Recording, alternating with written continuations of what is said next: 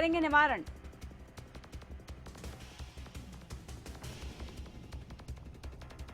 छेड़छाड़ मामले में सुभाष बराला के बेटे समेत 2 युवकों पर केस दर्ज। आरोपियों पर पुलिस ने बाद में लगाई अपहरण की कोशिश और छेड़छाड़ की धाराएं। दोनों को मिली जमानत।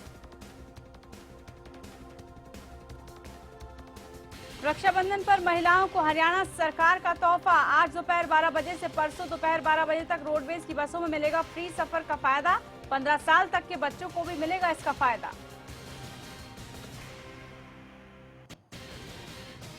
यमुनानगर में बदमाशों का कहर जारी। कैश इकट्ठा करने जा रही शराब ठेकेदार की गाड़ी पर हमला। बदमाशों ने की ताबड़तोड़ फायरिंग। गाड़ी में सवार लोगों ने भागकर बचाई जान।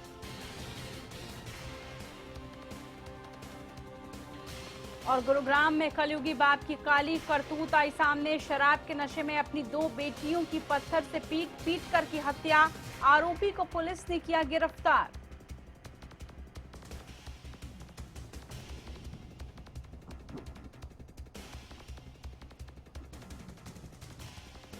बुलेटिन के सह प्रायोजक हैं लक्ष्य शुद्ध देशी घी।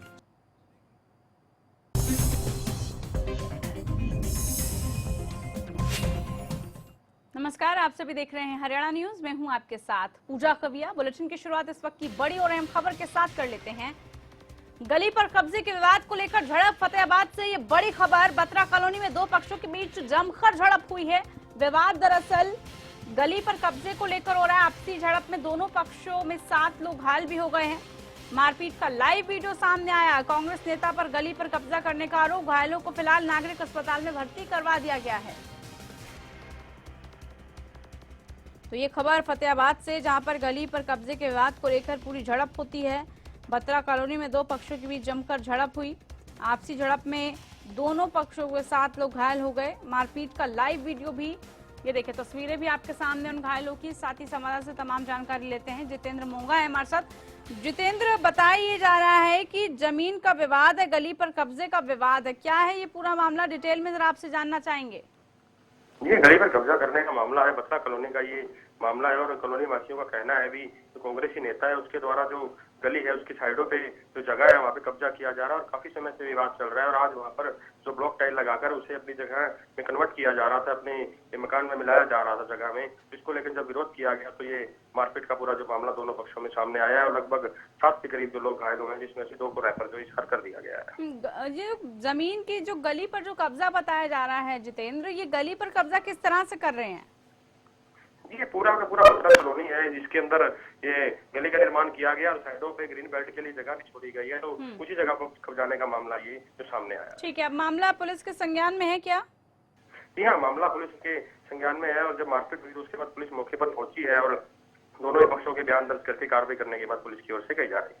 ठीक है, बहुत शुक्रिया जितेंद्र आपका। तो अब दोनों पक्षों के बयान दर्ज होंगे और उसके बाद जो भी शिकायतें मिलेंगी उसके आधार पर पुलिस इस मामले की जांच करेगी। हमारे बत्रा कॉलोनी जो कि अब नंदन वाटिका सोसाइटी रजिस्टर्ड हो गई है, उसके मेन गली के अंदर मिस्टर शरद बत्रा, जो अपने आप को बड़ा राजनीतिक व्यक्ति मानता है, कब्जा करने की कोशिश कर रहा था। बाहरी गुंडे तक बुला लिए और कॉलोनी वासियों से मारपीट की, जिसमें कि हमें भी चोटें आई, हमें अस्पताल में गए। और वो ये कह रहा है कि आप कुछ भी कर लो, मैं इस गली का सारा रास्ता बंद कर दूंगा, आने जाने लायक। रुख अब टोहाना की तरफ, वहां से इस वक्त एक अहम खबर सीधा रुख कर लेते हैं। टोहाना से आ रही इस बड़ी खबर पर सुभाष बराला की बेटी पर छेड़छाड़ के आरोप के मामले को लेकर इनेलो कार्यकर्ताओं ने जोरदार प्रदर्शन शुरू कर दिया है। अपना रोष व्यक्त वो कर रहे हैं। इनेलो के कई ऐसे विधायक हैं जो इस प्रदर्शन में शामिल है। तो हम पहले ही आपको बता रहे थे कि पूरा सियासी मोड़ अब ये मुद्दा ले चुका है। बीजेपी प्रदेशाध्यक्ष सुभाष बराला के इस्तीफे की मांग पहले से ही कर रहे हैं ये, और अब इसकी एवज में प्रदर्शन तक किया जा रहा है। संवाददाता नवल सिंह हमारे साथ। नवल, क्योंकि हाई प्रोफाइल पूरा मामला था, सियासी रंग अब इसमें आना शुरू हो चुका है। नवल सिंह, आवाज मिल रही है आपको? जी जी आ रही है आवाज। जी नवल, हाई प्रोफाइल केस सा पूरा अब इसमें सियासी रंग चढ़ता हुआ नजर आ रहा है। जी बिल्कुल, इसमें अभी जो आज यहाँ पर टोहाना के अंदर देखा जाए तो जिले भर के जो इनेलो के नेता हैं और आम आदमी पार्टी के लोग हैं वो सारे इकट्ठे हुए हैं और इकट्ठे होकर उन्होंने बकायदा इस चीज की ओर प्रदर्शन किया है। और वो आम आदमी पार्टी अभी पुतला जला चुकी है और इनेलो पार्टी यहाँ पर चौक पर धरना देकर बैठी हुई है, वो भी कुछ समय बाद पुतला जलाएगी। और आम आदमी पार्टी ने तो यहाँ तक मांग की है, उसका ये कहना है कि हम लोगों को इस बात से मतलब नहीं है कि वो प्रदेशाध्यक्ष पद से इस्तीफा देते हैं कि नहीं देते। वो अपनी ये बात कह रहे हैं कि ऐसा व्यक्ति जनता का नुमाइंदा नहीं हो सकता, इसलिए इसे अपने विधायक पद से इस्तीफा दे देना चाहिए। और वहीं इनेलो पार्टी के जो कार्यकर्ता हैं उसके अंदर प्रदेश स्तर के जो युवा ब्रिगेड के लोग हैं वो भी पहुंचे हुए हैं, जिला स्तर के नेता भी पहुंचे हुए हैं। यहाँ की विधायक जो नरवाना है, विधायक रतिया और विधायक जो फतेहबाद हैं वो भी यहाँ पहुंचे हुए हैं सभी। और यहाँ पहुंचकर पूरी राजनीति गरमाई हुई है और उन सबकी यही मांग है कि सुभाष बराला के पुत्र ने जो ये कार्य किया है उसके लिए सुभाष बराला सार्वजनिक तौर पर माफी मांगे और अपने पद से इस्तीफा दें।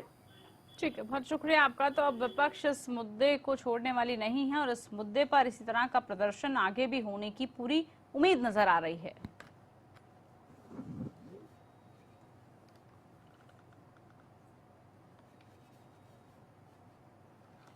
इस वक्त एक और अहम खबर, सीधा रुख कर लेते हैं बड़ी खबर की तरफ। एक्सिस बैंक के एटीएम से लाखों रुपए की चोरी, बहादुरगढ़ से घटना सामने आ रही है जहां पर आरोपी एटीएम मशीन को अपने साथ उखाड़ कर ले गए हैं।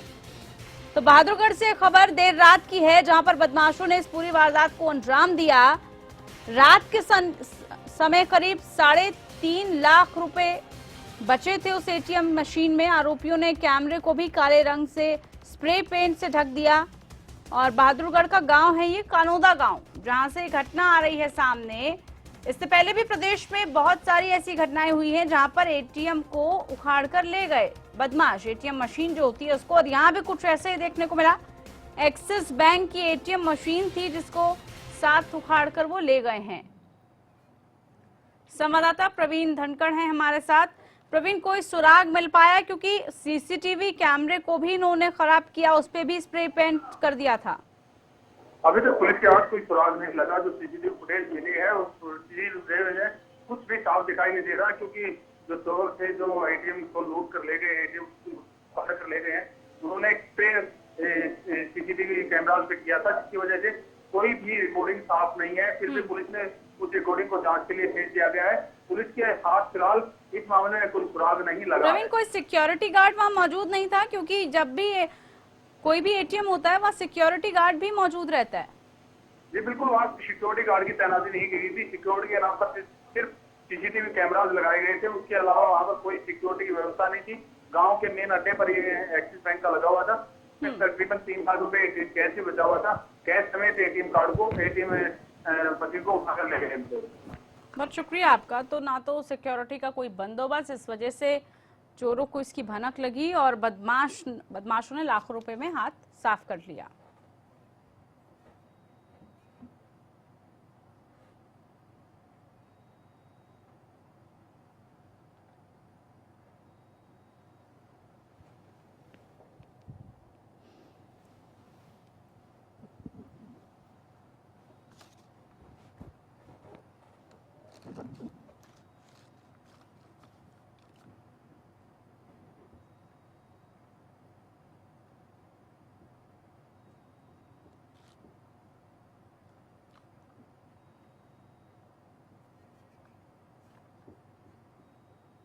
रुख अब खबरों की तरफ, बात यमुनानगर की, जहां पर बदमाशों ने शराब ठेकेदारों की गाड़ी पर ताबड़तोड़ फायरिंग की। बताया जा रहा है कि 4 नकाबपोश बदमाश ने तेजली स्टेडियम के पास कैश इकट्ठा करने वाली गाड़ी पर हमला कर दिया और ताबड़तोड़ उस पर फायरिंग की, जिससे कई गोलियां गाड़ी के शीशे पर जा लगी। गाड़ी में मौजूद लोगों ने जैसे तैसे भागकर अपनी जान बचाई। हमलावर फायरिंग के बाद मौके से फरार होने में कामयाब रहे। हालांकि इस पूरी वारदात की जानकारी पुलिस को दे दी गई, जिसके बाद पुलिस ने मौके पर पहुंचकर मामला दर्ज कर लिया है और अब आगे मामले की जांच पड़ताल पुलिस की तरफ से की जा रही है। ये ऐसा हुआ जी, हम अपनी कोठी पे से आ रहे थे, गाड़ी लेके, तो हमारे पीछे बाइक लगी हुई थी, तो हमने साइड में लगाई अपनी गाड़ी, उन्हें रोक कर पूछने के लिए। 2 बार उसने हमारा पीछा किया। तो जैसे ही हम उनके पास उतर के गए तो अच्छा एकदम से सामने से मोटरसाइकिल आई। मोटरसाइकिल आने के बाद उसने सीधा सैलरी मिल गई तुम्हारी? हम इधर उधर मतलब हो गए। फिर कितने लोग थे? 4। पहचानते हो आप उनको? नहीं। चलिए रुख करते हैं अगली खबर की तरफ। आपको बता दें कि ये पूरा जो मामला है मंडी आदमपुर का है, जहां पर चूली बागड़ियान गांव में खेत में काम कर रहे भाई बहन पर गांव के ही कुछ लोगों ने हमला कर दिया। युवक के साथ जमकर मारपीट की गई। इसके अलावा जो युवक की बहन है उसके साथ छेड़छाड़ की घटना को अंजाम दिया गया। पीड़ित युवक ने बताया कि जब वो खेत में काम कर रहा था तभी गांव के ही कुछ लोग ट्रैक्टर और बोलेरो गाड़ी पर सवार होकर आए और उन पर हमला कर दिया। साथ ही मारपीट के दौरान उसकी बहन के साथ छेड़खानी भी की गई, हाथापाई भी की गई, उसके कपड़े तक फाड़ दिए गए। वहीं सूचना जैसे ही पुलिस को मिली, पुलिस ने शिकायत दर्ज की। अब मामले की जांच में पुलिस जुट चुकी है।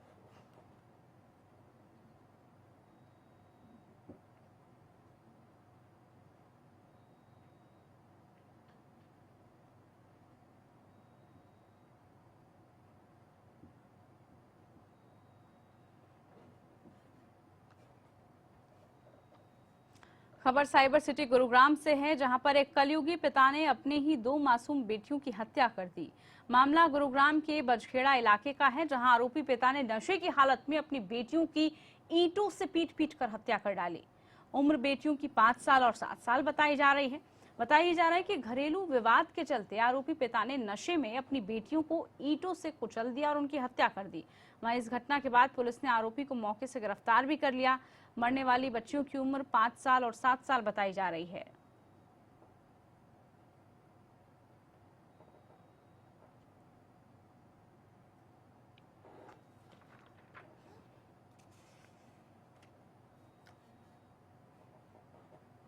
खबरों का सिलसिला आगे भी जारी रखेंगे। फिलहाल वक्त एक ब्रेक का है।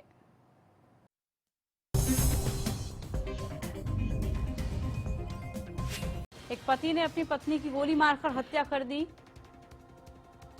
आपसी कहासुनी हुई, जिसके बाद एक पति ने अपनी पत्नी को 3 गोलियां मारी। गोली लगने से पत्नी की मौके पर ही मौत हो गई और वारदात के बाद से ही आरोपी पति मौके से फरार है, यानी कि अभी तक पुलिस के हाथ नहीं लग पाया। बहरहाल पुलिस ने मौके पर पहुंचकर जांच की शुरुआत कर दी है। तो आपसी कहासुनी की वजह से गोहाना के गांव मातंड में एक पति ने अपनी पत्नी को गोलियों से भून डाला। मौके पर ही पत्नी की मौत हो गई, जबकि अभी तक आरोपी पति फरार बताया जा रहा है। अभी तक वो पुलिस की गिरफ्त में नहीं आ पाया। गोली लगने से पत्नी की मौके पर ही मौत हो गई। आपस में झगड़े को लेकर, विवाद को लेकर, कहासुनी को लेकर ये पूरी वारदात हुई।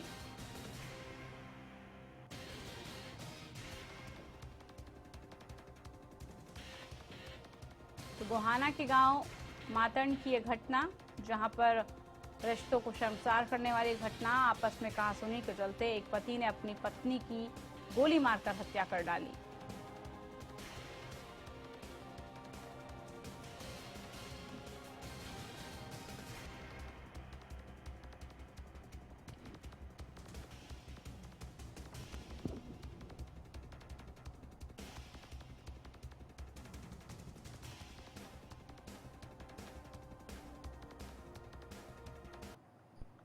बात अब फतेहाबाद की, जहां पर कुकड़वाली गांव में वीवो के फोन में धमाका होने का बड़ा हादसा होते होते टल गया। दरअसल कुकड़वाली गांव में गुरविंदर सिंह ने अपने वीवो कंपनी के फोन को चार्जिंग पर लगाया था, लेकिन देर रात फोन अचानक ब्लास्ट कर दिया गया, जिसके फोन के जो पुर्जे हैं वो उड़ गए। लेकिन गनीमत ये रही कि फोन में ब्लास्ट के वक्त आसपास कोई मौजूद नहीं था। वहीं पीड़ित उपभोक्ता ने कंपनी से हटाने की मांग की है। पीड़ित ने बताया कि उसने 4 महीने पहले ही ये फोन खरीदा था, जिसकी हालत अब ऐसी हो चुकी है जो कि आप तस्वीरों में देख रहे हैं।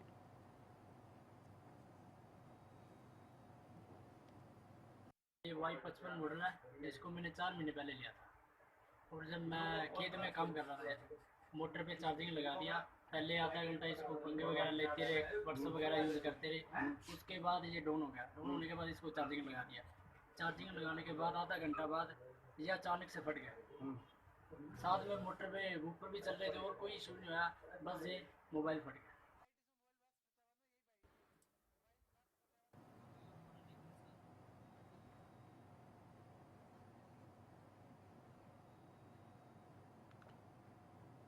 तो चार्जिंग के दौरान मोबाइल फटा है। ये वीवो के मोबाइल में धमाका हुआ है। 4 महीने पहले ही इस शख्स ने ये फोन खरीदा था, लेकिन उसके बाद देखिए क्या हुआ इस फोन का।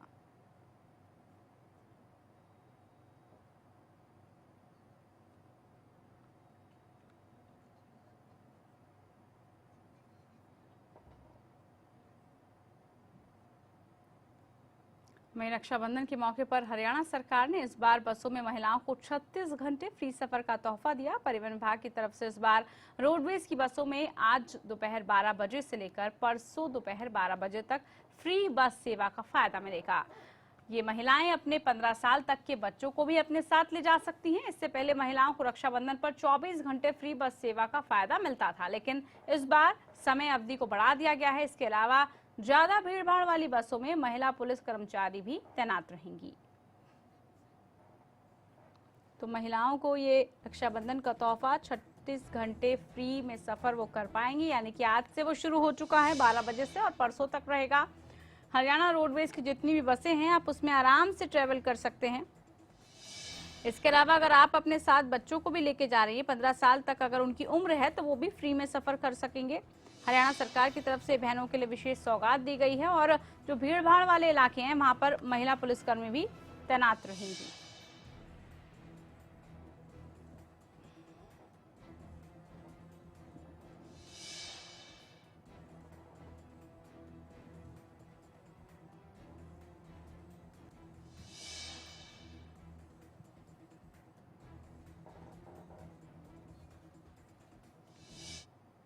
वहीं हरियाणा न्यूज के गुरुग्राम ऑफिस में राखी के मौके पर ब्रह्म कुमारी संस्थान की तरफ से कर्मचारियों को राखी बांधी गई। इस मौके पर ब्रह्म कुमारी संस्थान की बहनों ने कर्मचारियों को शांति का संदेश दिया। वहीं लोगों के साथ साथ आपस में मिलकर रहने की बात कही, सभी के सहयोग की अपील की। इस मौके पर ब्रह्म कुमारी संस्थान की बहनों ने कार्यालय में हरियाणा न्यूज के सभी अधिकारियों के साथ साथ सभी कर्मचारियों को राखी बांधी।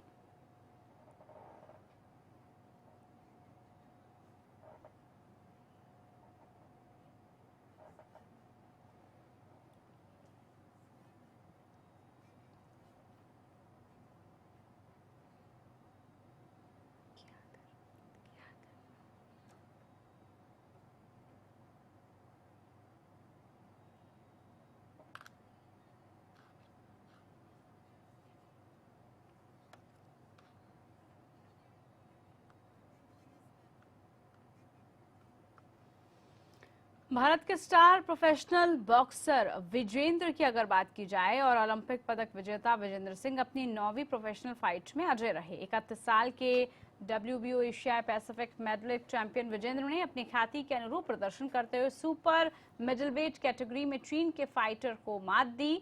आपको बता दें कि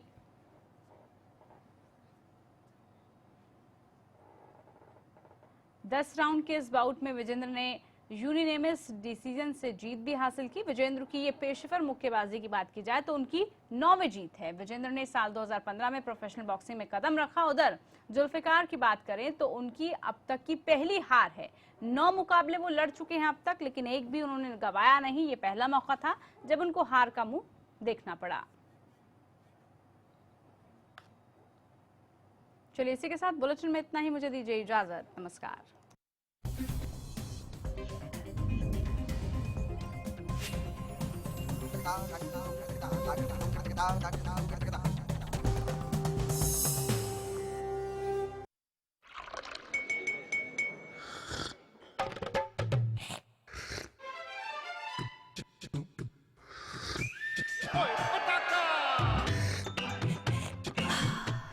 हो जाए पटाखा चाय।